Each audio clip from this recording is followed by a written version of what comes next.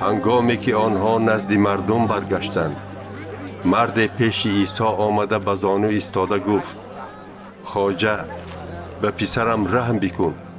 وی تیز تیز از هوش رفته شخ می شود و به نهایت عذاب می کشد. از این رو او خود را زود زود به آتش یا به آب می پرتاید. وی را به نزد شاگردانت آوردم، لیکن آنها او را شفا داده نتوانستند. عیسی جواب داد: ای نسل بی ایمان و کجرفتار، تا کی با شما باشم؟ تا کی شما را طاقت کنم؟ وی را به نزدم بیارید.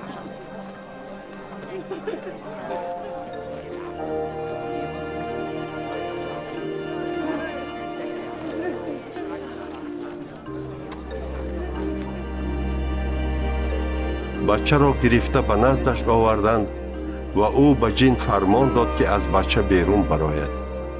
جن بیرون برآمد و بچه خودی همان لحظه صحت گشت. سپس شاگردان در تنهایی از عیسی پرسیدند: چرا ما جن را بیرون کرده نتوانستیم؟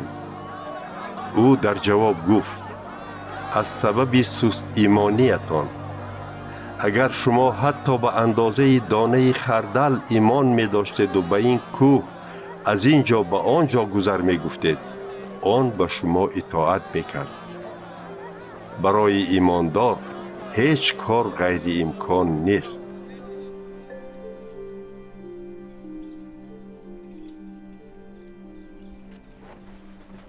هنگامی که شاگردان در جلیل جمع آمدند، عیسی به آنها گفت: پسر آدمی زاد به دست آدمان سپاریده می شود و آنها او را می کشند، لیکن در روز سیوم او زنده می گردد.